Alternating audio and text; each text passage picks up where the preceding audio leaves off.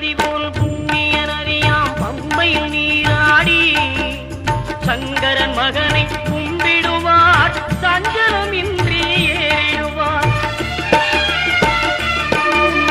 நீலிமலை ஏற்றம் சிவபாலனும் ஏற்றிடுவார். காலமெல்லாம் நமக்கே அருள்காவலனாயிருப்பார். தேகபலம் தா பாதபலம் தா தேகபலம் தா பாதபலம் தா தேகபலம் தா